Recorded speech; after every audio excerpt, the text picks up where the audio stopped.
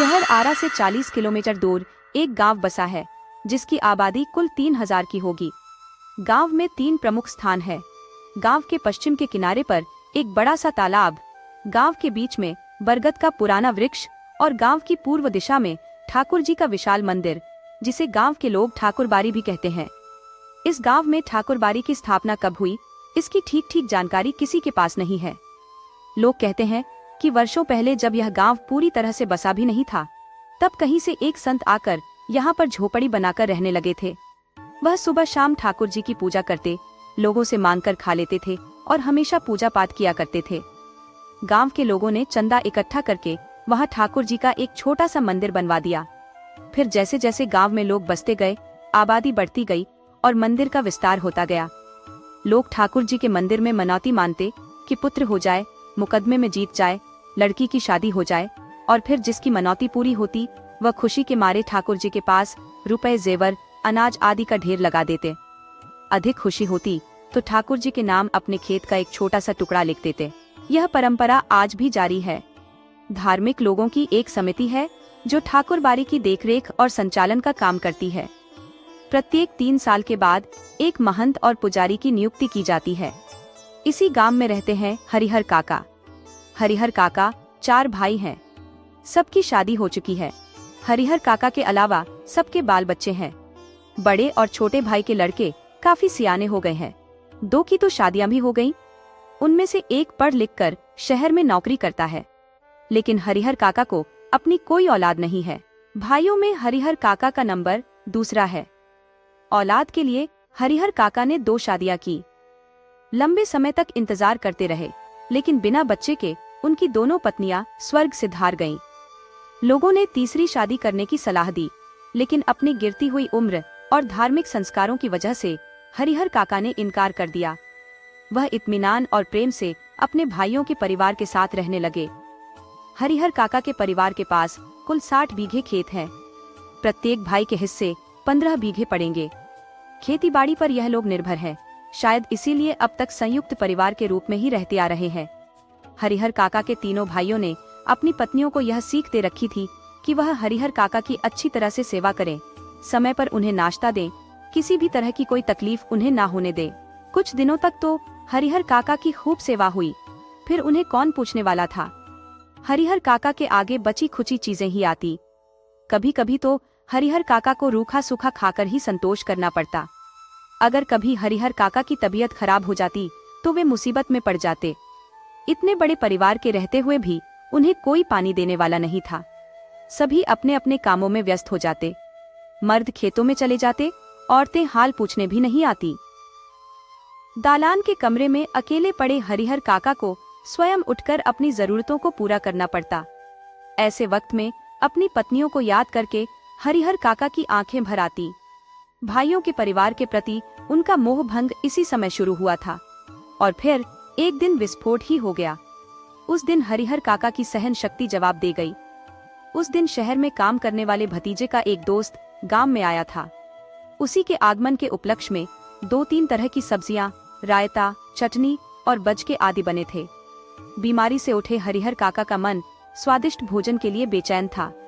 मन ही मन में उन्होंने अपने भतीजे के दोस्त की सराहना की, जिसके बहाने उन्हें स्वादिष्ट भोजन खाने को मिलेगा। लेकिन बात बिल्कुल उल्टी हुई।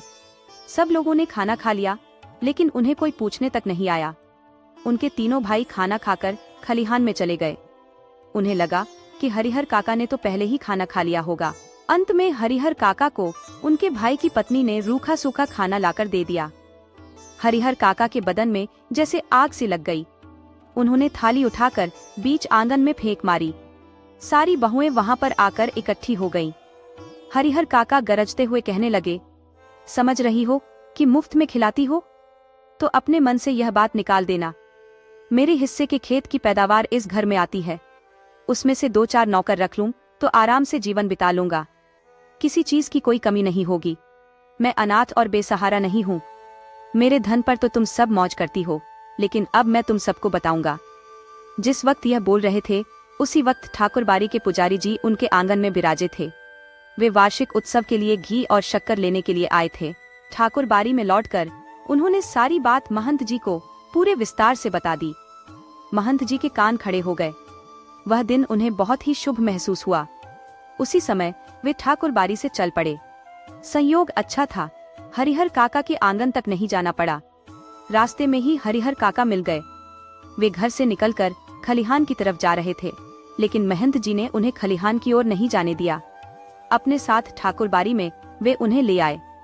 फिर एकांत कमरे में उन्हें बैठाकर खूब प्रेम से समझाने लगे, हरिहर, यहाँ पर कोई किसी का नहीं है, सब माया का बंधन है। तू तो धार्मिक प्रवृत्ति का आदमी है। मैं समझ नहीं पा रहा हूँ कि तू इस बंधन में कैसे फंस गया। ईश्वर की भक्ति में लगो, उसके सिवाय तुम्हारा कोई अपना नहीं है। पत्नी, बेटे, भाई, बंधु, यह सब स्वार्थ के साथी है। जिस दिन उन्हें लगेगा कि तुमसे उनका स्वार्थ सधने वाला नहीं है, उस दिन वे तुम्हें पूछेंगे तक नहीं। तुम्हारे हिस्से में 15 बीघे खेत है, उसी के चलते तुम्हारे भाई का परिवार तुम्हें पकड़े हुए है। तुम एक दिन कहकर तो देख लो कि तुम अपना खेत उन्हें ना दोगे, दूसरे दिन वह तुम्हें पूछेंगे तक नहीं। आज मैं तुमसे कहता हूँ कि तुम अपने हिस्से के खेत ठाकुर जी के नाम लिख दो, सीधे बैकुंठ को प्राप्त करोगे। तीनों लोक में तुम्हारी कीर्ति जगमगा उठेगी। जब तक सूरज चांद रहेंगे तब तक लोग तुम्हें याद करेंगे। ठाकुर जी के नाम पर जमीन लिख देना तुम्हारे जीवन का महादान होगा। अपनी बाकी की जिंदगी तुम ठाकुर बारी में गुजारना। तुम्हें किसी चीज की कोई कमी नहीं होगी। हम तुम्हें सिर आंखों पर उठाकर रखेंगे। ठाकुर जी के साथ साथ तुम्हारी भी आरती होगी। भाई का परिवार तुम्हारे लिए कुछ नहीं करेगा। मैं अपने लिए तो तुमसे मान नहीं रहा, तुम्हारा यह लोक और परलोक दोनों बन जाएंगे। हरिहर देर तक महंत जी की बातें सुनते रहे। महंत जी की बातें उनके मन में बैठती जा रही थी। वह सोचने लगे, ठीक ही तो कहते हैं महंत जी, कौन किसका है। 15 बीघे की खेत की फसल भाइयों के परिवार को देते हैं, तब तो उन्हें कोई नहीं पूछता। अगर कुछ ना दे तो क्या हालत होगी। उनके जीवन में तो यह स्थिति है, मरने के बाद कौन याद रखेगा। सीधे सीधे खेत हड़प कर जाएंगे। ठाकुर जी के नाम लिख देने से तो पुश्तों तक लोग उन्हें याद करेंगे। लेकिन दूसरा विचार यह आया कि भाई का परिवार भी तो अपना ही होता है। उनको ना देकर ठाकुर बारी को दे देना उनके साथ धोखा और विश्वासघात करना होगा। अपनी बात को समाप्त कर महंत जी उनकी प्रतिक्रिया जानने के लिए हरिहर की ओर देखने लगे। हरिहर काका ने मुंह से तो कुछ नहीं कहा, लेकिन उनके चेहरे पर साफ दिखाई पड़ता था कि महंत जी की बातों का असर हो रहा था। अपनी सफलता पर महंत जी बहुत ही खुश हुए। उन्होंने सही जगह पर वार किया था। इसके बाद उसी वक्त ठाकुर बारी के 2 सेवकों को बुलाकर आदेश दिया कि एक साफ सुथरे कमरे में पलंग पर बिस्तर लगाया जाए और हरिहर काका के आराम का इंतजाम किया जाए।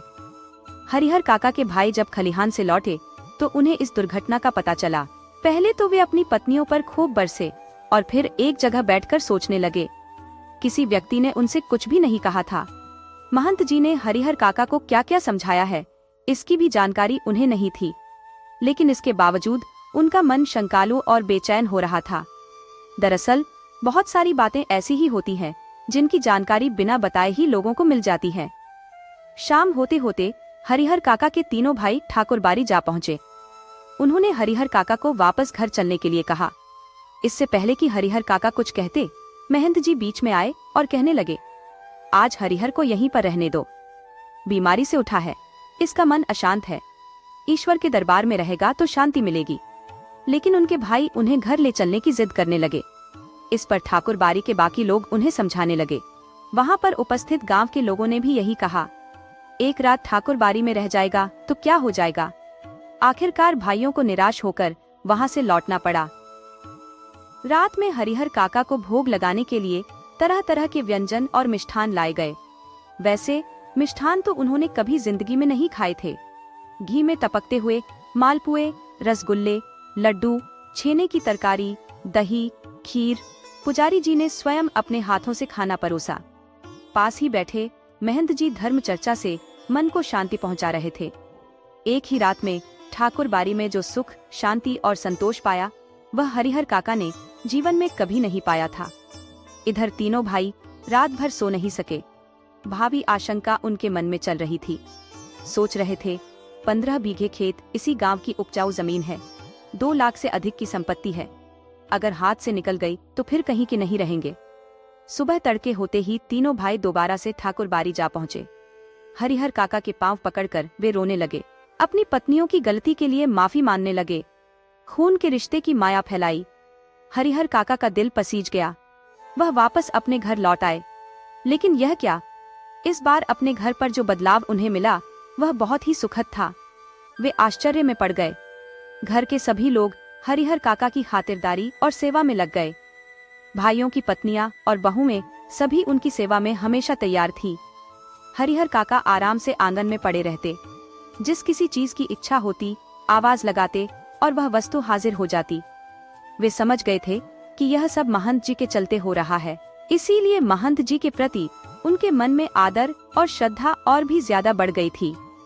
अगले दिन जंगल की आग की तरह यह सारी घटना पूरे गांव में खबर की तरह फैल गई। हर तरफ बस यही चर्चा थी कि हरिहर काका को अपनी जमीन का क्या करना चाहिए। कुछ लोग कहते कि हरिहर काका को अपनी जमीन ठाकुर जी के नाम लिख देनी चाहिए, लेकिन इससे उल्टा कुछ लोग यह कहते कि भाई का परिवार भी तो अपना ही परिवार होता है, अपनी जायदाद उन्हें ना देना उनके साथ अन्याय होगा। जितने मुंह उतनी बातें होती रहीं। ऐसा जबरदस्त मसला पहले कभी नहीं मिला था, इसीलिए लोग चुप नहीं रहना चाहते थे। अपने अपने तरीके से सभी लोग समाधान ढूंढ रहे थे। इधर सभी तरह की आशंकाओं से घिरे हुए हरिहर काका के भाई हरिहर काका से निवेदन करने लगे कि वे अपनी जमीन उन्हें लिख दें। उनके सिवाय उनका अपना है ही कौन। इस विषय पर हरिहर काका ने एकांत में काफी विचार किया। अंत में वे इस निष्कर्ष पर पहुंचे कि जीते जी अपनी जायदाद का स्वामी वह किसी और को नहीं बनाएंगे, चाहे वह अपना भाई हो या मंदिर का महंत ही क्यों ना हो। अपने गांव के इलाके में कुछ लोग ऐसे भी उन्हें याद आए जिन्होंने अपने जीते जी अपनी जायदाद अपने उत्तराधिकारियों को या किसी अन्य को लिख दी, लेकिन इसके बाद उनका जीवन कुत्ते का जीवन हो गया। उन्हें कोई पूछने वाला नहीं रहा। हरिहर काका बिल्कुल अनपढ़ व्यक्ति थे, फिर भी इस बदलाव को वे समझ सकते थे। इसीलिए उन्होंने यह निश्चय कर लिया कि जीते जी किसी को अपनी जमीन नहीं लिखेंगे। अपने भाइयों को समझा दिया, मैं मर जाऊंगा तो अपने आप ही मेरी जमीन तुम्हें मिल जाएगी। जमीन लेकर मैं जाऊंगा तो नहीं, इसलिए लिखवाने की क्या आवश्यकता है। उधर महंत जी भी हरिहर काका की टोह में रहने लगे। जहाँ कहीं एकांत में वे उन्हें मिलते तो कहते, देरी मत करो हरिहर, शुभ काम में देर नहीं करनी चाहिए। चलकर ठाकुर जी के नाम अपनी जमीन कर दो, फिर पूरी जिंदगी ठाकुर बारी में आराम से रहना। मरोगे तो तुम्हारी आत्मा को ले जाने के लिए देवलोक से विमान आएंगे। लेकिन हरिहर काका न हाँ कहते और ना ही ना कहते। न कहकर वह महंत जी का दिल दुखाना नहीं चाहते थे, क्योंकि भाइयों के परिवार से जो सुख और सुविधाएं उन्हें मिल रही थी वे महंत जी की कृपा से ही थी। और हाँ तो उन्हें कहना ही नहीं था, क्योंकि अपनी जिंदगी में अपनी जमीन उन्हें किसी को नहीं लिखनी। इस मुद्दे पर वे जागरूक हो गए थे, पर समय बीतने के अनुसार महंत जी की चिंताएं बढ़ती जा रही थी। जाल में फंसी हुई चिड़िया कहीं उड़ न जाए।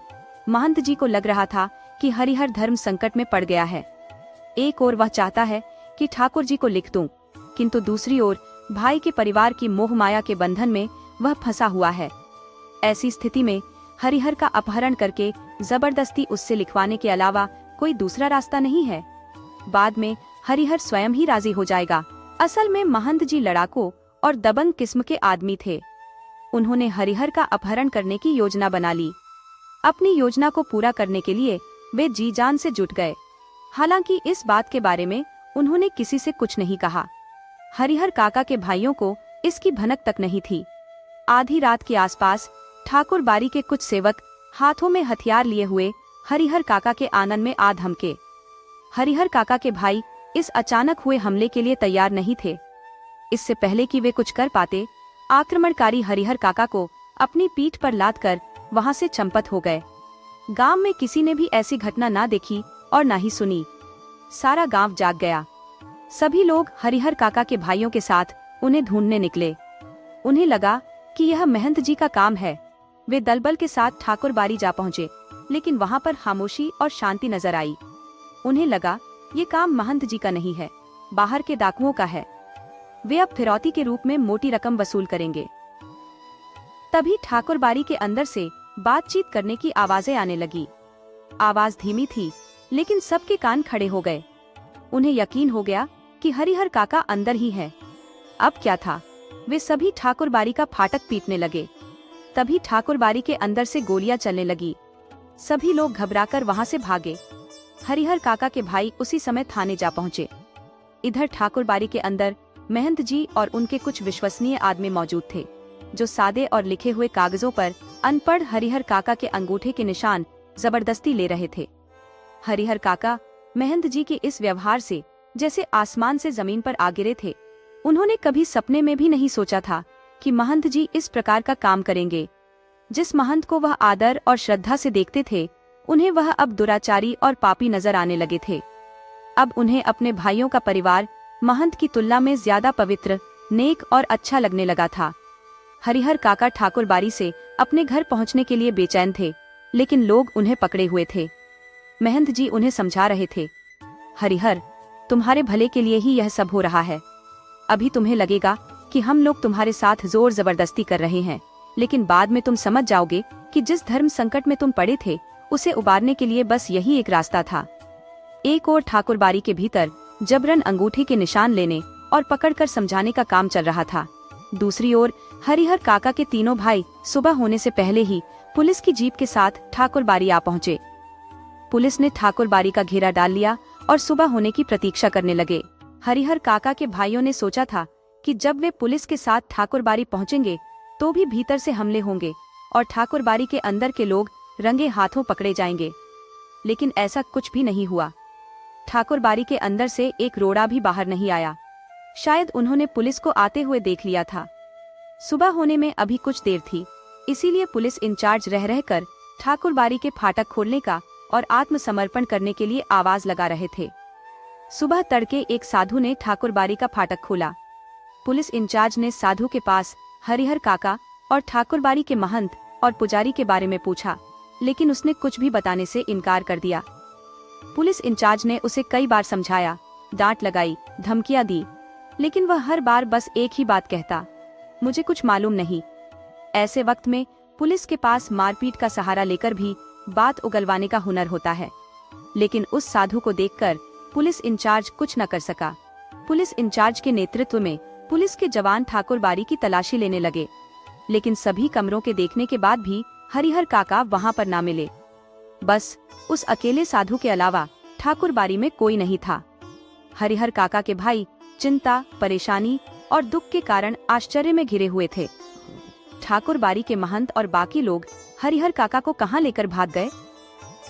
अब क्या होगा, वे सोचने लगे। काफी पैसा खर्च करने के बाद पुलिस को साथ में लाए थे। पुलिस के आने के बाद वे गर्व महसूस कर रहे थे। उन्हें लगा था कि अब वे भाई को आसानी से घर ले जाएंगे और महंत और पुजारी को जेल भिजवा देंगे, लेकिन दोनों में से एक काम भी नहीं हुआ। ठाकुरबाड़ी के जो कमरे खुले थे, उनकी तलाशी तो ले ली गई। बाद में एक कमरा ऐसा था जिसके बाहर बड़ा सा ताला लगा था। पुलिस और हरिहर काका के भाई वहीं पर इकट्ठा हो गए। उस कमरे की चाबी मांगी गई तो साधु ने साफ मना कर दिया कि चाबी मेरे पास नहीं है। जब उससे पूछा गया कि इस कमरे में क्या है, तो उसने जवाब दिया, अनाज है। पुलिस इंचार्ज अभी यह सोच ही रहे थे कि इस कमरे का ताला तोड़कर देखा जाए या छोड़ दिया जाए कि अचानक उस कमरे के दरवाजे के भीतर से किसी ने धक्का देना शुरू किया। पुलिस के जवान सावधान हो गए। ताला तोड़कर कमरे का दरवाजा खोला गया। कमरे के भीतर हरिहर काका जिस हालत में मिले, उसे देखकर उनके भाइयों का खून खोल उठा। उस वक्त अगर महंत, पुजारी या कोई दूसरा साधु वहां पर होता तो उसे जिंदा नहीं छोड़ते। हरिहर काका के हाथ और पैरों को बांधा गया था। उनके मुंह में भी एक कपड़ा ठूंसकर बांध दिया गया था। हरिहर काका जमीन पर लुढ़कते हुए दरवाजे तक आए और पैरों से दरवाजा को धक्का लगा रहे थे। काका को बंधन मुक्त किया गया, उनके मुंह से कपड़ा निकाला गया। हरिहर काका ने ठाकुरबाड़ी के महंत, पुजारी और बाकी कई लोगों का पर्दाफाश करना शुरू किया। कहने लगे, वे साधु नहीं, डाकू हैं, हत्यारे और कसाई हैं। मुझे यहाँ कमरे में बंद करके वे गुप्त दरवाजे से भाग गए। उन्होंने कई कागजों पर मुझसे जबरन अंगूठे लगवाए। हरिहर काका ने देर तक अपना बयान दर्ज करवाया। उसके बाद हरिहर काका वापस अपने भाइयों के परिवार के साथ रहने लगे थे। इस बार उन्हें दालान में नहीं बल्कि घर के अंदर रखा गया था, किसी बहुत ही कीमती चीज की तरह छुपाकर। उनकी सुरक्षा के लिए रिश्तेदारों में जितने भी सूरमा थे, सबको बुला लिया गया था। हथियारों से लैस लोग हमेशा 24 घंटे उनका पहरा देने लगे। अगर किसी आवश्यक कार्य से काका घर से बाहर निकलते तो 4-5 आदमी हमेशा उनके साथ रहते। रात में चारों तरफ से घेर कर उन्हें सोते। भाइयों ने ड्यूटी बांध ली थी। आधे लोग सोते तो आधे लोग जागकर पहरा देते। हरिहर काका के जीवन में एक नई दिशा तब आई जब ठाकुर बाड़ी से निकलने के बाद उनका मानना था कि उन्होंने अपनी सबसे बड़ी मुसीबत से छुटकारा पा लिया है। लेकिन उनके सामने एक नई चुनौती खड़ी थी, अपने ही भाइयों से जायदाद को सुरक्षित रखना।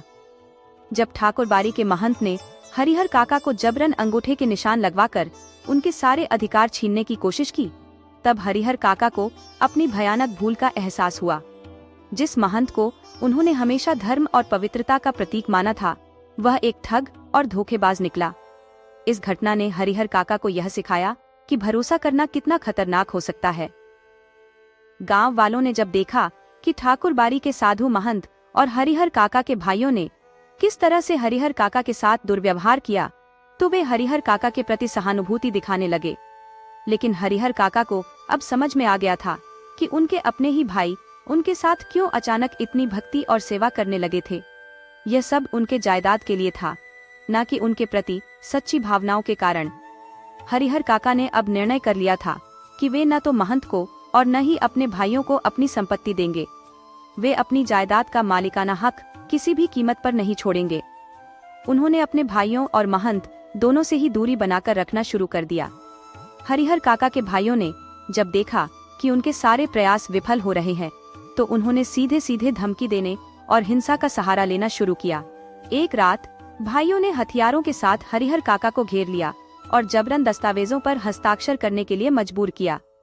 लेकिन हरिहर काका ने साहस के साथ इस चुनौती का सामना किया और स्पष्ट शब्दों में कह दिया कि वे जीते जी अपनी जमीन किसी को नहीं देंगे। इस घटनाक्रम के बाद पुलिस की सुरक्षा में रहना हरिहर काका के लिए अनिवार्य हो गया। उनके भाइयों और महंत की लगातार साजिशों के बीच हरिहर काका ने अपने आप को सुरक्षित रखने का हर संभव प्रयास किया। आखिरकार हरिहर काका ने अपने हिस्से की जमीन पर एक नया मकान बनवाया और वहां अकेले रहने लगे। उन्होंने एक नौकर रख लिया जो उनके दैनिक कामों में मदद करता था। गांव वाले तरह तरह की बातें करते थे, लेकिन हरिहर काका अब किसी की परवाह नहीं करते थे। हरिहर काका ने अपने शेष जीवन को प्रभु भक्ति में व्यतीत करने का निश्चय किया। वे अब अपने मकान में शांति से रहते थे। पुलिस की सुरक्षा उनके लिए हर समय तैनात रहती थी और उन्होंने अपने जीवन में किसी और को शामिल नहीं किया। उनके भाइयों और महंत के लगातार दबाव और षड्यंत्रों के बावजूद हरिहर काका ने अपनी जायदाद को सुरक्षित रखा और अपने जीवन को सम्मान और स्वाभिमान के साथ जिया।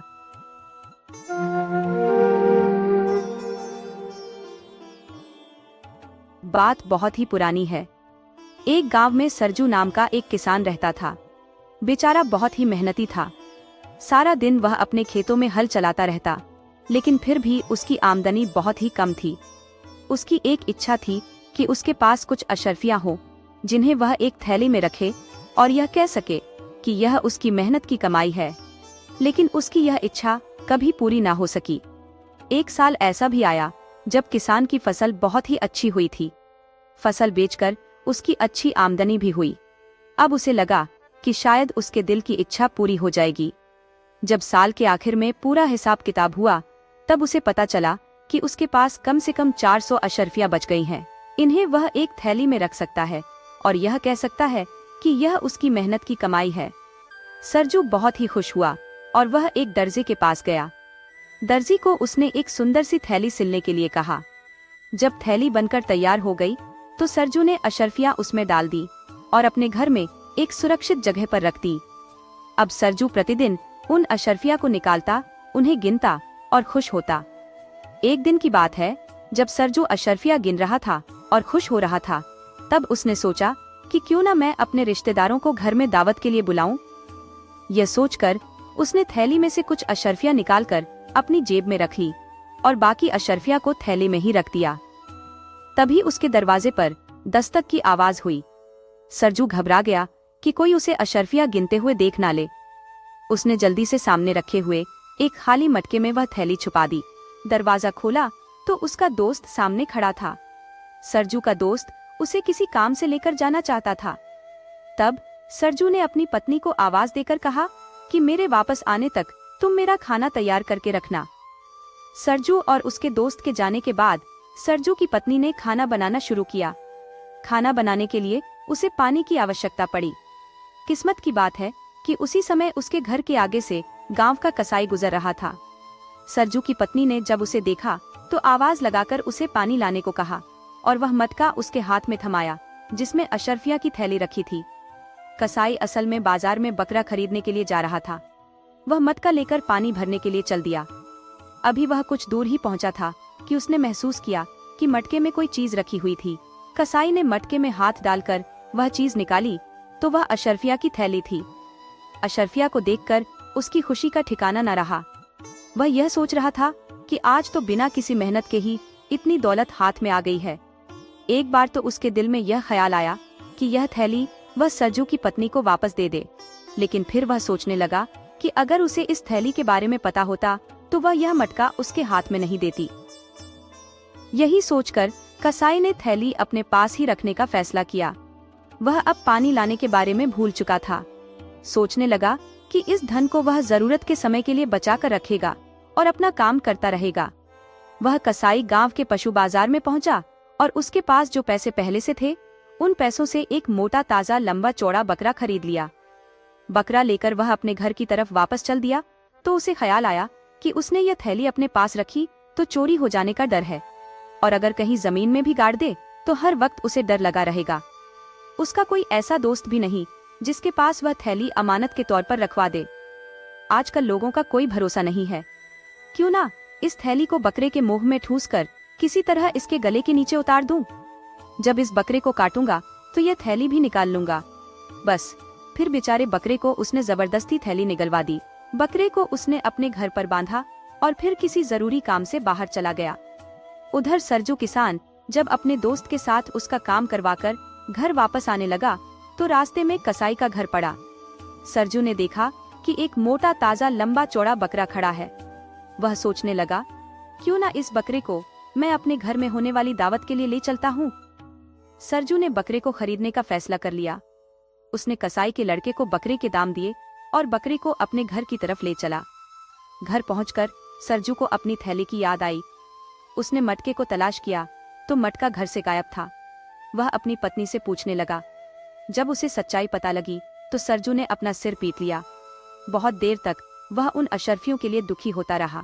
जब कुछ देर रोने धोने के बाद उसका मन शांत हुआ तो वह सोचने लगा, जो होना था वह हो चुका। अब दुख मनाने से कोई फायदा नहीं है। और फिर मैंने अपने रिश्तेदारों को दावत पर बुलाया है, चलो वही काम पूरा किया जाए। अगले दिन सरजू के रिश्तेदार उसके घर पर जमा हुए। सरजू ने बचे हुए पैसों से दावत का इंतजाम किया, खाने का सामान जुटाया और जब मांस पकाने के लिए बकरे को काटा गया तो उसके पेट में से अशरफियों की थैली मिली, जिसे देखकर सरजू बहुत ही खुश हुआ।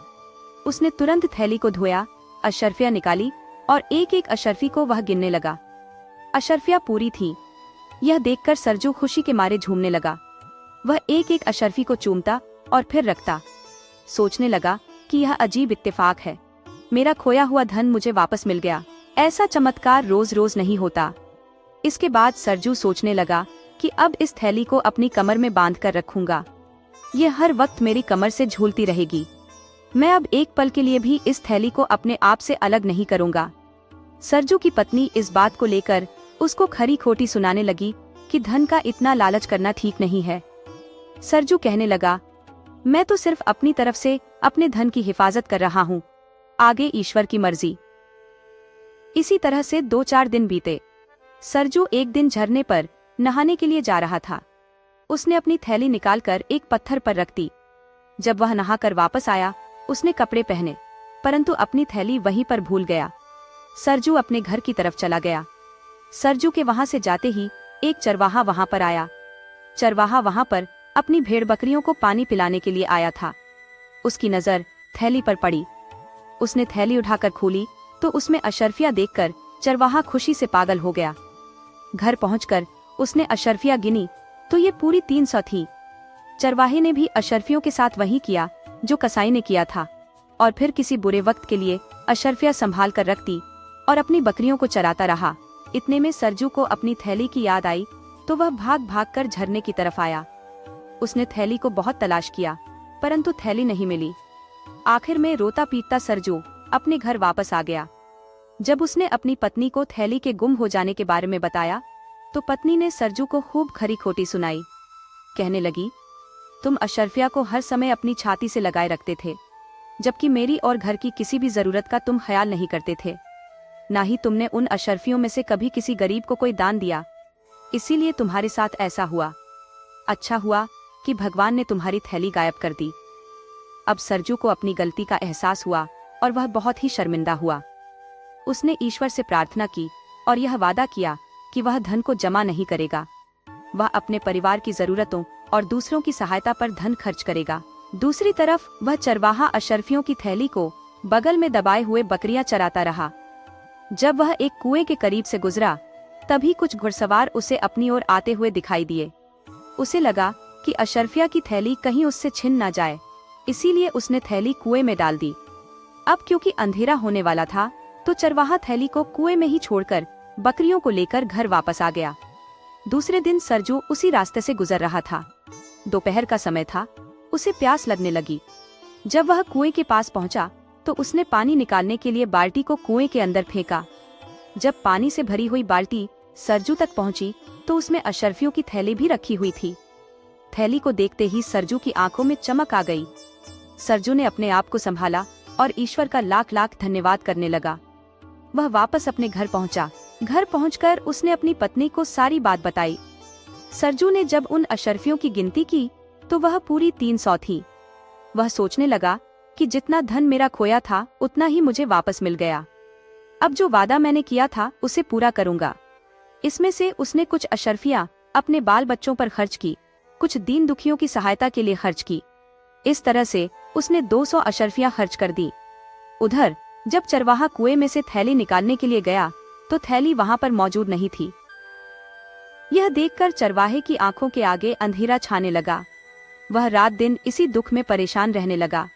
असल में वह चरवाहा सरजू का ही एक दूर का रिश्तेदार था। एक दिन जब वह सरजू के गांव में आया तो वह सरजू के घर गया।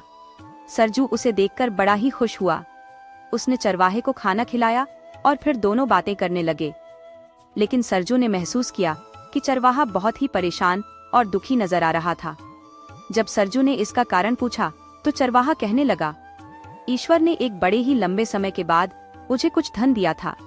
मैंने उस धन को कुएं में रख छोड़ा था, लेकिन बाद में वह धन वहां से गायब हो गया। सरजू यह सुनकर बड़ा ही दुखी हुआ। वह उस वक्त उठकर किसी बहाने से अंदर गया और अपनी पत्नी को सारा माजरा कह सुनाया। सरजू कहने लगा, हमारे पास जो धन बचा है वह इस चरवाहे को दे देते हैं। इस तरह से सरजू ने बची हुई 100 अशरफियां चरवाहे को वापस दे दी। अशरफियां लेकर चरवाहा खुशी खुशी वहां से चला गया। वापस अपने घर लौटकर वह सोचने लगा कि अब मैं इन अशरफियों को बहुत ही सुरक्षित रखूंगा ताकि दोबारा से ऐसी घटना ना हो। चरवाहे के पास एक मोटी सी लकड़ी थी जिससे वह बकरियों को हाँकता था। लकड़ी का एक हिस्सा खोखला करके चरवाहे ने उसमें अपनी अशरफियां रख दी। एक दिन वह चरवाहा नदी के किनारे खड़ा था। अचानक उसकी लकड़ी छूटकर नदी में जा गिरी और बहुत कोशिश करने के बावजूद भी वह लकड़ी चरवाहे के हाथ में न आई। लकड़ी नदी में बहते बहते आगे बढ़ती गई। यह नदी सरजू के गांव से होकर गुजरती थी। उस वक्त सरजू नदी में नहा रहा था। उसने देखा कि एक मोटी सी लकड़ी उसकी तरफ आ रही थी, तो उसने वह लकड़ी पकड़ ली और घर ले आया।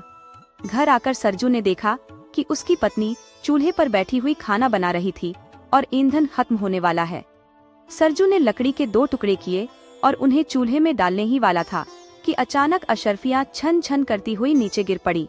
उसने अशरफियां गिनी तो पूरी 100 थीं। सरजू ने ईश्वर का धन्यवाद किया और कहा, हे ईश्वर, मेरे नुकसान की भरपाई हो गई है। एक बार फिर से सरजू दिल खोलकर खर्च करने लगा। कुछ दिनों के बाद वही चरवाहा एक बार फिर से सरजू के घर आया। इस बार भी वह दुखी नजर आ रहा था। सरजू ने एक बार फिर से उसके दुखी होने का कारण पूछा तो चरवाहे ने सारी घटना उसे सुना दी। सरजू ने जब पूरी घटना विस्तार से पूछी तो पता चला कि वह अशरफियां उसने एक झरने से उठाई थी। अब सरजू को सब कुछ समझ में आ गया। उसने चरवाहे को सारा माजरा विस्तार से बताया। चरवाहा बहुत ही हैरान था और कहने लगा, चलो अच्छा ही हुआ, जिसका धन था उसके पास वापस लौट गया। इसीलिए कहा भी गया है कि मेहनत से कमाया हुआ धन कभी बेकार नहीं जाता। इस तरह से सरजू और चरवाहा दोनों ने इस घटना से सबक सीखा। सरजू ने अब अपने धन को सही जगह पर खर्च करने का संकल्प लिया और चरवाहा भी समझ गया कि दूसरों की मेहनत की कमाई का आदर करना चाहिए।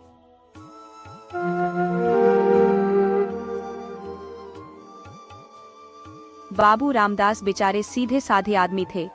सुबह दफ्तर जाते और शाम को आते। इसी बीच नानक चंद अपने मकान की छत पर चढ़कर उनकी विधवा बेटी ललिता को मोहब्बत के इशारे किया करता था। धीरे धीरे अभागी ललिता उसके जाल में फंस गई। दोनों ने भाग जाने का इरादा कर लिया। आधी रात का समय था। ललिता एक साड़ी पहने हुए अपनी चारपाई पर करवटें बदल रही थी। उसने अपने जेवर एक पोटली में रख ली थे। उसके दिल में इस वक्त तरह तरह के ख्याल दौड़ रहे थे और कलेजा जोर जोर से धड़क रहा था। मगर चाहे कुछ भी क्यों ना हो, नानक चंद की तरफ से उसे बेवफाई का जरा भी अनुमान नहीं था। ललिता अपने आप को खुशनसीब समझ रही थी। उसके पिता रामदास बेसुध सो रहे थे। इतने में दरवाजे की कुंडी खड़की। ललिता चौंक कर उठ खड़ी हुई। उसने जेवरों की पोटली संभाली और एक बार इधर उधर हसरत भरी निगाहों से देखा, फिर दबे पांव घर की दहलीज पार की और कुंडी खोल दी। सामने नानक चंद खड़ा था। उसने ललिता को गले से लगाया। बग्घी तैयार थी और दोनों उसमें जा बैठे। सुबह बाबू रामदास उठे। ललिता कहीं दिखाई न दी। वह घबराए और सारा घर छान मारा, परंतु कुछ पता न चला। दरवाजे की कुंडी खुली थी। बग्घी के निशान नजर आए तो सिर पीट कर बैठ गए। मगर अपने दिल का दर्द किससे कहते। जग हंसाई और बदनामी का डर उनके दिल में बैठ गया था। उन्होंने यह बात फैला दी कि ललिता अपने ननिहाल में गई है। लेकिन लाला ज्ञानचंद ने जब यह सुना तो भाप गए कि उनके बेटे की कश्मीर की सैर के कुछ और ही मतलब थे। धीरे धीरे यह बात पूरे मोहल्ले में फैल गई। यहाँ तक कि बाबू रामदास ने शर्म के मारे आत्महत्या कर ली। नानक चंद जिस वक्त बग्घी में ललिता के साथ बैठा था तो उसे इसके सिवाय और कोई ख्याल न था कि एक युवती मेरे बगल में बैठी है जिसके दिल का मैं मालिक हूँ। उसी धुन में वह मस्त था। न उसे बदनामी का डर था, न कानून का खटका। इस वक्त उसके मन में इन समस्याओं को सोचने की फुर्सत नहीं थी। हाँ, उसने कश्मीर का इरादा छोड़ दिया और कलकत्ते जा पहुंचा। दोनों वहीं पर एक किराए के मकान में रहने लगे। जो कुछ भी जमा पूंजी थी वह 2 महीने में ही खर्च हो गई। ललिता के गहने बेचने की नौबत आ गई, लेकिन नानक चंद में इतनी शराफत अभी भी थी कि उसने दिल मजबूत करके अपने पिता को एक चिट्ठी लिखी, जिसमें उसने अपनी मोहब्बत को गालियां दी और पिता को विश्वास दिलाया कि अब आपके पैर चूमने के लिए जी बेकरार है, कुछ खर्चा भेज दीजिए।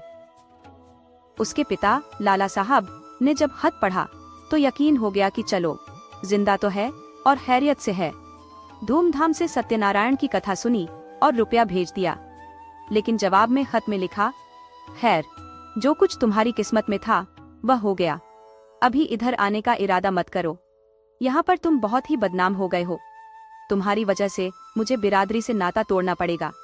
इस तूफान को उतर जाने दो। तुम्हें खर्च की तकलीफ नहीं होगी, मगर एक बात याद रखना कि जिस औरत की बाह तुमने पकड़ी है उसे पूरा जीवन निभाना और उसे अपनी विवाहित स्त्री ही समझना। खत पढ़कर नानक चंद के दिल से चिंता का बोझ उतर गया। बनारस में उसे अब हर महीने पैसे मिलने लगे थे। इधर ललिता के प्यार ने भी उस पर कुछ ऐसा असर किया कि शराब की लत अब कुछ कम हो गई थी। इस तरह से कलकत्ते में उन्होंने 9 साल काटे। इसी बीच एक प्यारी सी लड़की का वह पिता बन गया, जिसका नाम उन्होंने कमला रखा। 3रा साल अभी पूरा हुआ था कि नानक चंद के शांत जीवन में एक हलचल सी पैदा हो गई। उसके पिता लाला ज्ञानचंद 50 साल की उम्र में स्वर्गवास कर गए। उनके देहांत की खबर जैसे ही नानक चंद को मिली, वह ललिता के पास जाकर चीख चीख कर रोने लगा। जिंदगी के नए नए मसले अब उसके सामने आ खड़े हुए थे।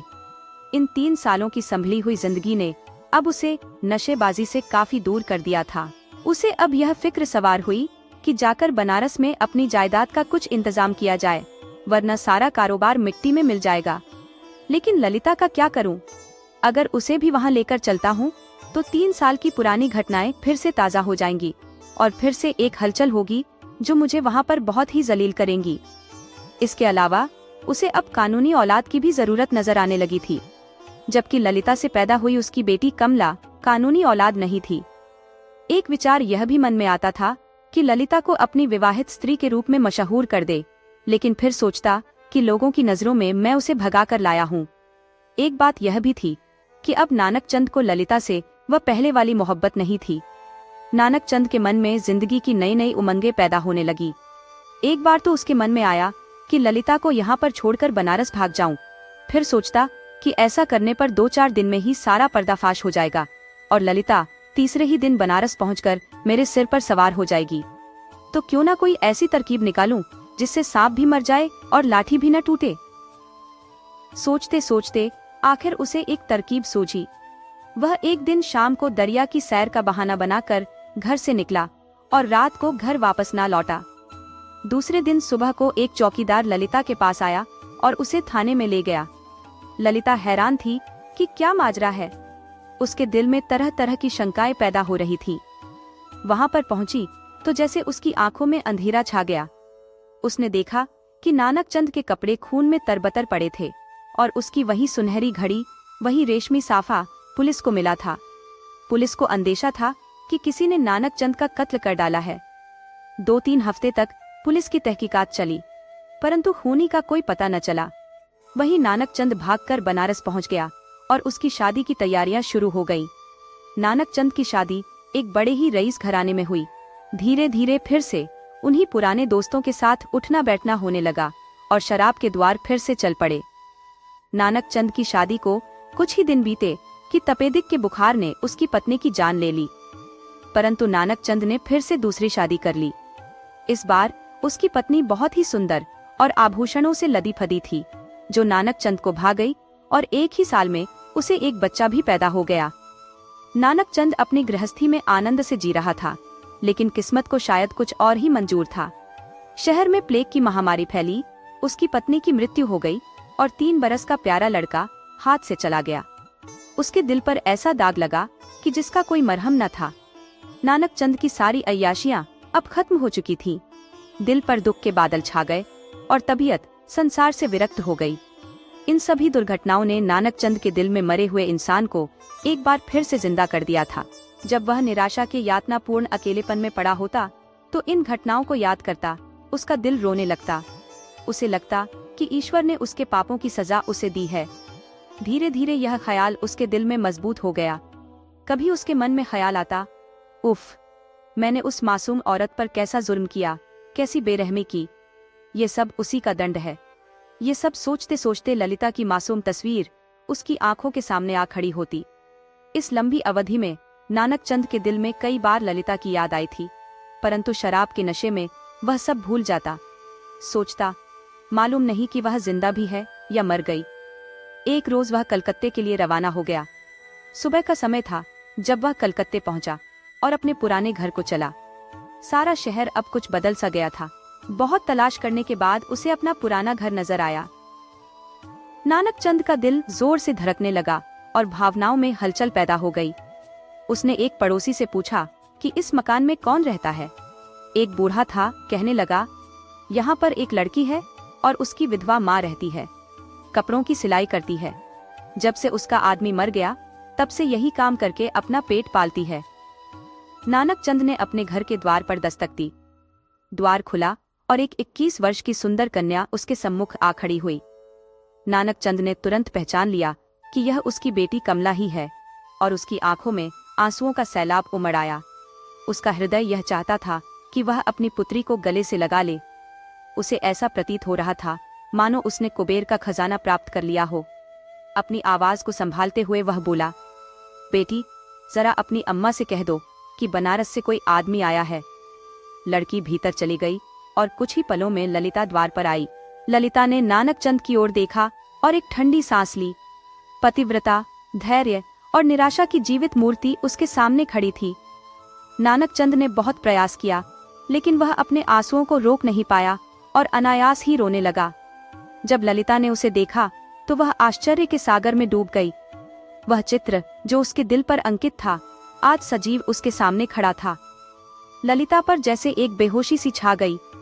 वह व्यग्र होकर नानक चंद की ओर बढ़ी और रोते हुए बोली, मुझे भी अपने साथ ले चलो। तुमने मुझे अकेले किस तरह छोड़ दिया। मुझसे अब यहाँ नहीं रहा जाता। ललिता को इस बात का जरा भी ध्यान नहीं था कि वह उस व्यक्ति के सामने खड़ी है जो एक जमाने पहले मर चुका है, वरना शायद वह चीख मारती हुई भाग जाती। उस पर एक सपने की सी स्थिति छाई हुई थी, लेकिन जब नानक चंद ने उसे सीने से लगाकर कहा, ललिता, अब तुम्हें अकेले नहीं रहना पड़ेगा, तुम्हें मैं अपनी आंखों पर बिठाकर रखूंगा। अब तक मैं नर्क में पड़ा हुआ था, लेकिन अब तुम्हारे साथ स्वर्ग में रहूंगा। तब ललिता चौंकी और छिटक कर अलग हटते हुए बोली, आंखों को तो यकीन आ गया, मगर दिल को नहीं आता। ईश्वर करे यह सपना ना हो। इसके बाद नानक चंद हमेशा के लिए ललिता के पास ही रह गया। उसने समाज और अदालत में ललिता को अपनी वैवाहिक स्त्री घोषित कर दिया। कमला अब उसकी कानूनी संतान थी। नानक चंद जब तक जीवित रहा, उन्हीं के साथ रहा।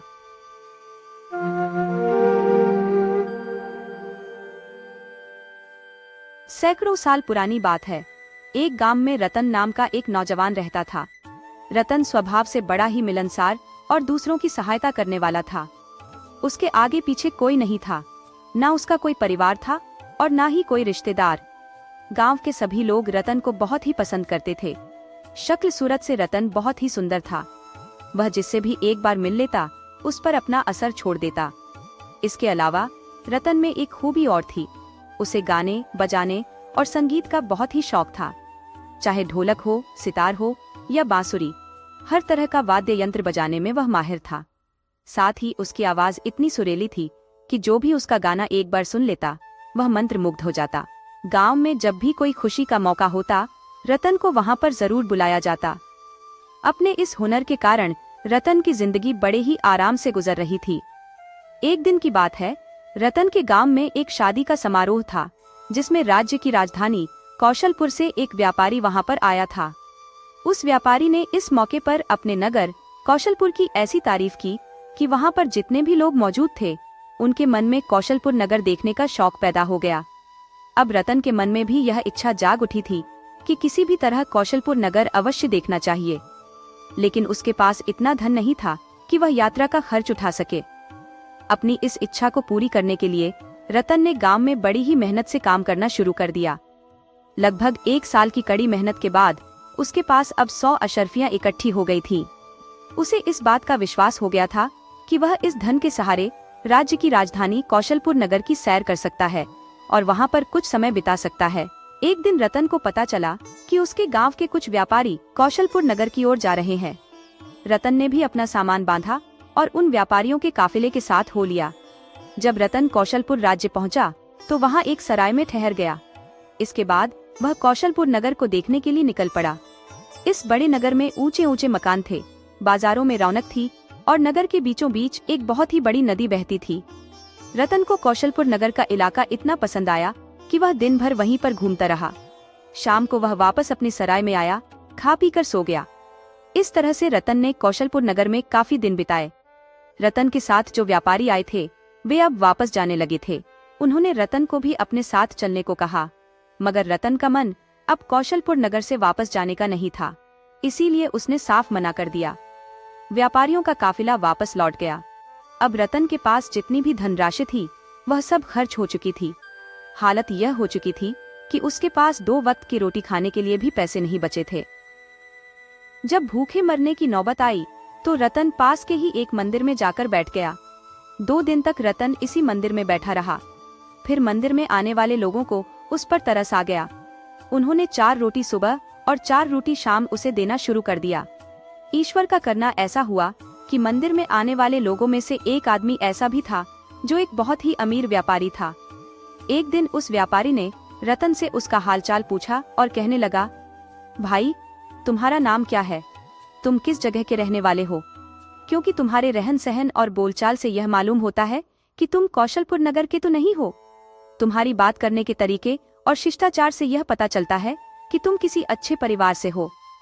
रतन ने जब उस व्यापारी से अपनी तारीफ सुनी, तो मन ही मन में सोचने लगा कि क्यों ना इस व्यापारी के साथ एक चाल चली जाए, क्यों ना इसके सामने अपने खानदान के बारे में कुछ बढ़ा चढ़ाकर कहा जाए, ताकि इसकी नजरों में मेरी इज्जत और भी बढ़ जाए।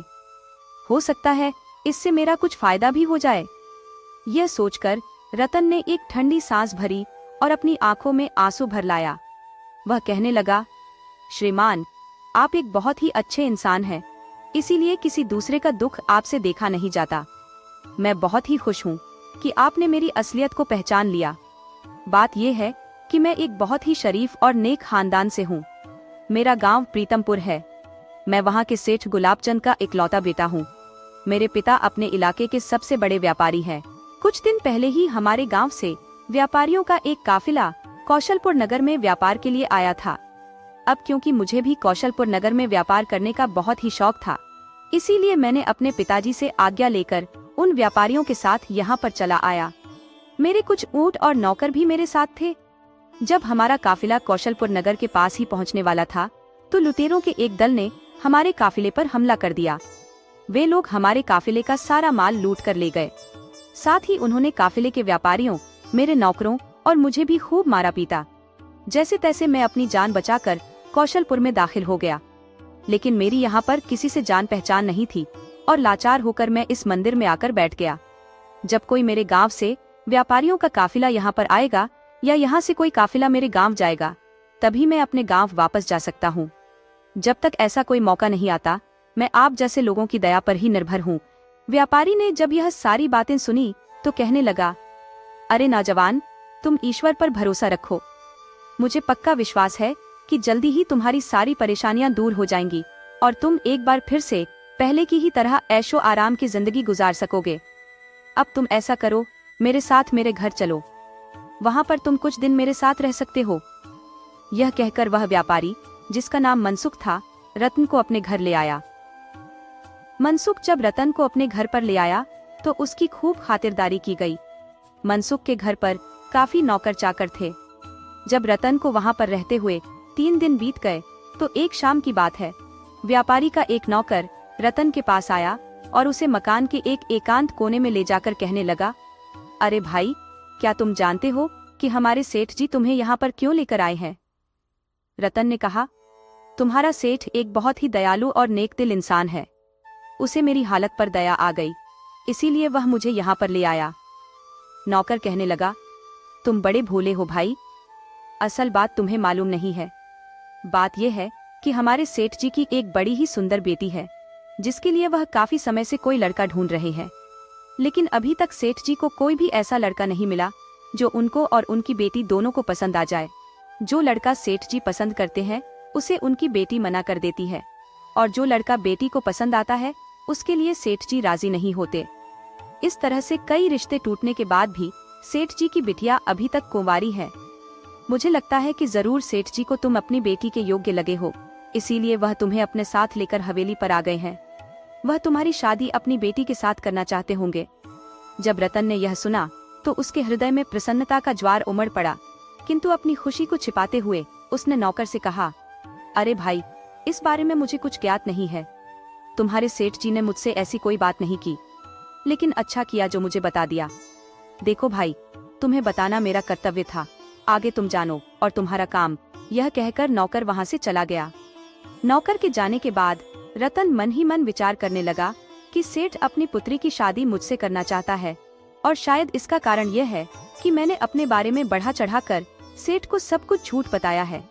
मैंने कहा कि मेरे पिता एक व्यापारी है, जबकि मेरे खानदान का भी कोई पता नहीं है। इन्हीं ख्यालों में वह रात बीत गई। अगले दिन प्रातः व्यापारी रतन के पास आया और उससे कहने लगा, बेटा, तुम एक अच्छे घर और खानदानी लड़के हो। मैं चाहता हूँ कि मैं तुम्हें अपना दामाद बना लूं, अर्थात मेरी इकलौती बेटी सुमन की शादी मैं तुमसे करना चाहता हूँ। रतन, जो कि पहले से ही यह बात जानता था और इसके लिए तैयार भी था, सेठ के सामने अनजान बनने का नाटक करते हुए कहने लगा, अरे सेठ जी, ये आप क्या कहते हैं? मैं भला आपकी बेटी के योग्य कहाँ हूँ? सेठ बोला, बेटा, तुम उस बात की चिंता न करो, मैं अच्छी तरह से सब कुछ जानता हूँ। अब इस बात में देरी नहीं करनी चाहिए। कल ही मैं तुम्हारी शादी अपनी बेटी से करवाना चाहता हूँ। और फिर रतन सेठ की बेटी से शादी करने के लिए तैयार हो गया। अगले ही दिन रतन की शादी सेठ की बेटी से हो गई। शादी हो जाने के बाद रतन ने जब पहली बार अपनी पत्नी को देखा तो देखता ही रह गया। रतन की पत्नी एक अत्यंत सुंदर लड़की थी। अब रतन मन ही मन बहुत प्रसन्न था कि उसे इतनी सुंदर और सुशील पत्नी मिली है। परंतु दूसरे ही क्षण उसके मन में यह विचार आया कि कहीं उसकी पोल न खुल जाए। अगले दिन जब सुबह सब लोग भोजन कर रहे थे तभी एक औरत व्यापारी के घर में दाखिल हुई। अंदर आते ही वह जोर जोर से मनसुख पर चिल्लाने लगी, अरे मैं यह क्या सुन रही हूँ? आपने मेरी गैरहाजिरी में सुमन की शादी करवा दी। भला इतनी भी क्या जल्दी थी? मनसुख उस औरत को समझाते हुए कहने लगा, अरे भाग्यवान, इतना अच्छा रिश्ता रोज रोज नहीं मिलता। तुम पहले आराम से बैठो और मेरी बात सुनो। असल बात ये थी कि वह औरत मनसुख की पत्नी यानी सुमन की माँ थी। पिछले कुछ दिनों से वह अपने मायके गई हुई थी, लेकिन जब उसे खबर मिली कि उसकी बेटी की शादी कर दी गई है तो वह बिना देरी किए अपने घर वापस लौट आई। नाराज होते हुए वह अपने पति पर चिल्लाने लगी। मनसुख उसे दूसरे कमरे में ले गया और कहने लगा, देखो भाग्यवान, तुम मेरी बात जरा ठंडे दिमाग से सुनो। ये लड़का कोई मामूली लड़का नहीं है, बल्कि एक बहुत बड़े सेठ और बड़े खानदान का बेटा है। मैंने अच्छी तरह से सोच समझकर ही इसकी शादी सुमन के साथ की है।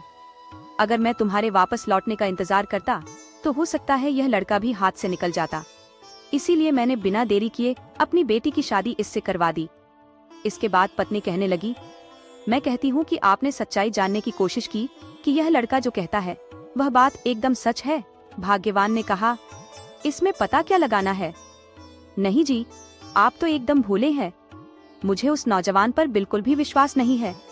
उसे इस बात का सबूत देना होगा कि वह सचमुच एक बहुत ही अमीर और रईस पिता की औलाद है। आप चलिए मेरे साथ। और फिर मनसुख और उसकी पत्नी दोनों रतन के पास पहुंचे।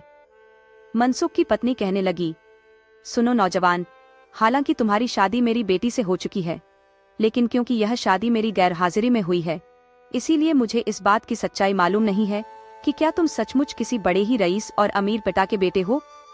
अब तुम मेरी बात ध्यान से सुनो। अपनी बात को साबित करने के लिए तुम्हें अपने पिता से 5 ऊँटों के ऊपर कीमती सामान और अशर्फियाँ लादकर कौशलपुर नगर में मंगवानी होगी। इसके लिए तुम्हें 1 सप्ताह का वक्त दिया जाएगा। अगर 1 सप्ताह के अंदर तुम्हारे पिता ने शर्त पूरी नहीं की तो तुम्हें मेरी बेटी को छोड़ना होगा और मैं इस शादी को तुड़वा दूंगी। व्यापारी मनसुख यह सब कुछ सुन रहा था, परंतु वह बीच में कुछ बोल ना सका। रतन ने जब यह सब कुछ सुना तो वह मन ही मन में बहुत घबरा गया, लेकिन अपने डर को छुपाते हुए वह कहने लगा, अरे सासू माँ, इसमें कौन सी बड़ी बात है? आप बिल्कुल निश्चिंत रहें।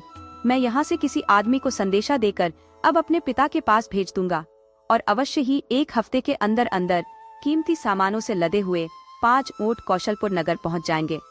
आप इस बात की तरफ से बिल्कुल निश्चिंत रहें। तब मनसुख कहने लगा, देखा भाग्यवान, मैं न कहता था कि हमारा दामाद तो एक हीरा है। हीरा? तुम बेकार ही इस पर संदेह कर रही थी।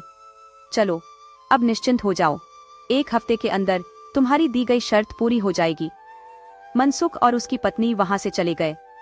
उसी रात रतन ने अपनी पत्नी सुमन को सारी सच्चाई बता दी कि वह किसी सेठ का बेटा नहीं है, बल्कि एक साधारण इंसान है। यह सुनकर सुमन पहले तो घबरा गई, परंतु फिर अपने आप को संभालते हुए कहने लगी, अब आप जैसे भी हो, अमीर हो या गरीब, आप मेरे पति हैं। मैं हमेशा आपके साथ ही रहूंगी। आप चिंता न करें। यदि 1 हफ्ते के अंदर आप शर्त पूरी न भी कर पाए तो भी मैं आपकी पत्नी ही रहूंगी। रतन कहने लगा, सुमन, मुझे तुम्हारी बात पर पूरा विश्वास है, लेकिन इस बात का डर है कि इस मामले में अगर मैं झूठा साबित हुआ तो मेरी सारी इज्जत मिट्टी में मिल जाएगी। अब मुझे समझ में नहीं आ रहा कि मैं क्या करूं। मैं तुम्हें जैसी सुंदर और सुशील पत्नी को खोना नहीं चाहता और ना ही तुम्हारे माता पिता को दुख पहुंचाना चाहता हूं। इसके बाद वे दोनों सो गए। अब शर्त पूरी होने के लिए सिर्फ 6 दिन ही बचे थे। रतन को अच्छी तरह से मालूम था कि यह शर्त कभी पूरी नहीं हो सकती, लेकिन उसके सास ससुर झूठी आस लगाए हुए बैठे थे। इस तरह से 1 दिन और बीत गया। अब तो रतन का दिल बैठा जा रहा था। उसे आने वाले तूफान की चिंता होने लगी। असल बात यह थी कि रतन अब अपनी पत्नी से बहुत ही प्रेम करने लगा था। वह किसी भी कीमत पर उसे खोना नहीं चाहता था। एक एक करके जब 4 दिन बीत गए तो रतन का मन बहुत ही दुखी रहने लगा। रतन अपनी पत्नी को बता चुका था कि वह गीत और संगीत का बहुत ही माहिर है, तो उसकी पत्नी ने एक सितार रतन को थमाते हुए कहा, आप अपने इस दुख को कम करने के लिए गीत संगीत का सहारा लीजिए। रतन ने अपने दिल की बेचैनी को शांत करने के लिए सितार उठाया और धीरे धीरे उसकी धुनों में खो गया। उसके हाथों से निकली संगीत की लहरें जैसे उसकी आत्मा को सुकून देने लगी। उसने एक दर्द भरा प्रेम गीत गुनगुनाया, जिसकी आवाज में वह सारा दुख और बेचैनी घुल मिल गई थी। शाम का समय था, जब रतन ने नगर के बीचों बीच बहने वाली नदी के किनारे जाकर अपने सितार की धुन छेड़ी। उसकी मधुर आवाज और संगीत की मंत्र मुग्ध करने वाली धुनों ने वहां घूम रहे 2 यात्रियों का ध्यान खींचा। वे रतन के पास आकर कहने लगे, भाई, तुम्हारा संगीत तो दिल को छू लेने वाला है, क्या तुम हमारे लिए कुछ और गीत गा सकते हो? रतन ने बिना किसी झिझक के अपनी मंजूरी दे दी और आधी रात तक गाता रहा।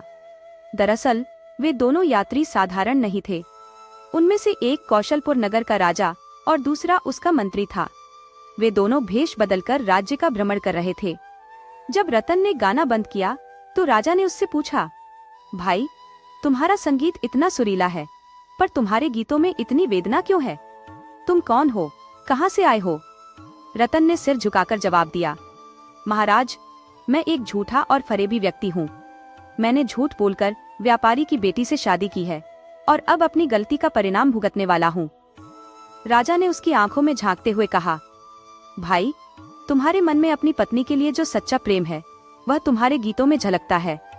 ईश्वर ने चाहा तो सब कुछ ठीक हो जाएगा। अगली सुबह रतन अपनी पत्नी सुमन से कहने लगा, प्रिय सुमन, आज हमारा आखिरी दिन है। मैं तुम्हारे साथ ये दिन बिताना चाहता हूँ। उसी समय रतन की सास की आवाज आई, दामाद जी, जल्दी आइए, आपके पिताजी ने 5 ऊंट कीमती सामानों से लदे हुए भेज दिए हैं। रतन यह सुनकर हैरान रह गया। उसने देखा कि सचमुच ऊंटों पर लदे कीमती सामान और नौकर वहां खड़े थे। नौकरों ने बताया कि ये सामान उनके पिताजी ने भेजा है। रतन को अपनी आंखों पर विश्वास नहीं हो रहा था। वह राजमहल जाकर राजा से मिलने निकला। वहां पहुंचकर उसने देखा कि वही यात्री राजा थे जिन्होंने पिछली रात उसके गीत सुने थे। राजा ने कहा, रतन, तुम्हारे संगीत ने हमें मंत्रमुग्ध कर दिया था। मैंने ही ये कीमती सामान तुम्हारे घर भेजवाए हैं। रतन की आंखों में आंसू आ गए। उसने कहा, महाराज, आपने मेरी मदद क्यों की? राजा ने मुस्कुराते हुए कहा, तुम्हारे गीतों में सच्चा प्रेम झलकता है। आज से तुम हमारे शाही दरबार के संगीतकार हो। तुम्हें हर सुख सुविधा दी जाएगी।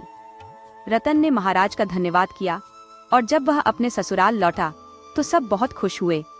इसके बाद रतन अपनी पत्नी को लेकर राजा द्वारा दिए गए मकान में रहने लगा और शाही संगीतकार के रूप में प्रसिद्ध हो गया।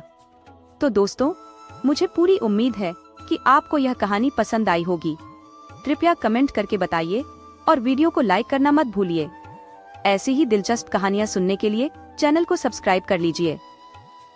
रामनगर में कौशल्या नामक एक विधवा स्त्री निवास करती थी, जिसका एक 17-18 वर्षीय बेटा था, जिसका नाम भूला प्रसाद था। भूला नाम के ही अनुसार अत्यंत भूला और सीधा साधा व्यक्ति था। उसके पिता की मृत्यु उसके बचपन में ही हो गई थी और उसकी माँ ने ही उसे पाल पोस कर बड़ा किया। कई बार उसकी माँ ने उसे समझाने का प्रयास किया और कहा, भूला, तू इस दुनिया के तौर तरीके सीख ले, वरना लोग तेरे भोलेपन का फायदा उठाकर तेरा नुकसान करेंगे। परंतु भूला प्रसाद तो भूला ही रहा। उसे दुनियादारी समझ में नहीं आती थी, परंतु उसमें एक गुण था और वह था कड़ी मेहनत करने का जुनून। जो भी काम वह करता उसे पूरी मेहनत और लगन से करता था। वह खेतों में हल चलाकर फसल उगाता और अपनी माँ की गुजारे की व्यवस्था करता। एक दिन भूला अपने खेत पर काम करने जा रहा था, तभी उसका पड़ोसी मंगेश रास्ते में मिला। मंगेश एक बहुत ही चालाक और कामचोर आदमी था। उसने भूला से कहा, भाई, आज मुझे गांव से बाहर बहुत जरूरी काम से जाना है, क्या तुम मेरे खेत को जोत दोगे? भूला, जो सीधा साधा था, मंगेश की बातों में आ गया और उसकी बात मान ली। भूला ने मंगेश के खेत में काम करना शुरू कर दिया, जबकि मंगेश घर जाकर आराम से सो गया। शाम को जब मंगेश उठा तो भूला ने सारा दिन मेहनत करके उसका खेत जोत दिया था। मंगेश ने भूला का धन्यवाद किया, जिस पर भूला ने कहा, भाई, जरूरत पड़ने पर पड़ोसी काम नहीं आएगा तो कौन आएगा? इस बार बारिश अच्छी नहीं हुई थी, जिससे फसल खराब हो गई थी और भूला प्रसाद की फसल भी खराब हो गई थी। उनके घर के हालात इतने खराब हो गए कि खाने के लिए भी पर्याप्त अनाज नहीं था। भूला ने अपनी माँ से पूछा, माँ, क्या मैं कभी इतना धन कमा पाऊंगा कि हमारा गुजारा अच्छे से हो सके? उसकी माँ ने उसे हौसला बढ़ाते हुए कहा, बेटा, तू मेहनत करता जा, तुझे इसका फल जरूर मिलेगा। ऊपर वाले के घर में देर है, अंधेर नहीं। भूला रोज अपने खेत से लौटते समय प्रार्थना करता, हे भगवान, मेरी मदद करो, जिससे मैं अपना और अपनी माँ का पेट भर सकूं। एक रात जब भूला सो गया तो उसने सपने में देखा कि एक पेड़ से सोने के सिक्के उसके ऊपर बरस रहे हैं। सुबह उठते ही उसने अपनी माँ को बताया कि उसने सपने में सोने के सिक्के बरसते हुए देखे हैं और सुबह के सपने सच होते हैं, इसका मतलब यह सपना भी सच हो जाएगा। उसकी माँ उसकी बात सुनकर हंसने लगी और कहा, भूला, तू जा और खेतों में काम कर। भूला जब अपने खेत जा रहा था तो रास्ते में उसे मंगेश मिल गया। भूला प्रसाद ने उसे भी सोने के सिक्कों वाले अपने सपने के बारे में बताया।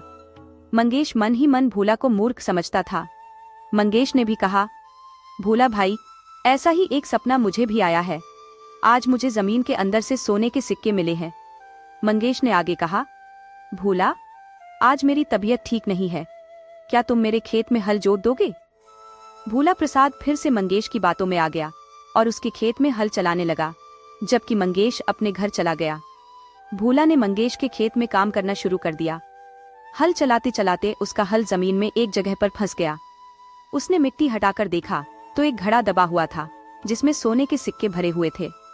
भूला प्रसाद ये देखकर बहुत खुश हुआ, परंतु उसने सोचा कि मंगेश का सपना सच हो गया है और यह खेत भी मंगेश का ही है। इसलिए उसने घड़े को वहीं पर दबा रहने दिया और शाम को मंगेश के घर गया। उसने मंगेश से कहा, तुम्हारा सपना सच हो गया है। तुम्हारे खेत में जमीन के अंदर एक घड़ा मिला है जिसमें सोने के सिक्के भरे हैं, तुम जाकर उसे ले लो। यह कहकर भूला अपने घर चला गया। मंगेश को यह सुनकर बड़ी हैरानी हुई। उसे भूला प्रसाद की बात पर बिल्कुल भी विश्वास नहीं हुआ। उसने सोचा कि अगर सच में खेत में कोई घड़ा निकला होता तो भूला उसे क्यों देता, बल्कि खुद ही रख लेता। फिर भी वह अपने खेत में देखने चला गया। भूला घड़ी का ढक्कन सही से बंद करना भूल गया था, जिससे चींटियां और कीड़े उसमें घुस गए थे। जब मंगेश ने उस घड़े का ढक्कन हटाया तो उसमें चींटियां और कीड़े भरे हुए मिले। डर के मारे उसने तुरंत ढक्कन बंद कर दिया। उसे लगा कि भूला ने उसके साथ चाल चली है। गुस्से में मंगेश ने भूला को सबक सिखाने का फैसला कर लिया। उसी रात मंगेश भूला के घर की छत पर चढ़ गया ताकि कीड़ों से भरा हुआ घड़ा उसके घर में उड़ेल दे। मंगेश ने झोपड़ी की छत से कुछ घास फूस हटाकर घड़े का ढक्कन खोला और सारा घड़ा छत से खाली कर दिया। जैसे जैसे घड़ा खाली हो रहा था, नीचे भूला और उसकी माँ ने देखा कि उनके ऊपर सोने के सिक्कों की बरसात हो रही है। भूला और उसकी माँ यह देखकर बहुत खुश हो गए। भूला ने चिल्लाकर कहा, माँ देखो, मेरा सपना सच हो गया और हमारे घर में सोने की बरसात हो रही है। दोनों माँ बेटा खुशी से नाचने लगे। ऊपर छत पर बैठे मंगेश को जब पता चला कि घड़े में सिर्फ ऊपर ऊपर कीड़े थे और नीचे सोने के सिक्के थे, तो वह अपने आप को कोसने लगा कि क्यों उसने घड़े को ठीक से नहीं देखा। लेकिन अब कुछ नहीं हो सकता था। वह दुखी मन से अपने घर चला गया। इधर भूला प्रसाद और उसकी माँ अब गरीब नहीं रहे और बड़े ही अच्छे से अपना जीवन व्यतीत करने लगे।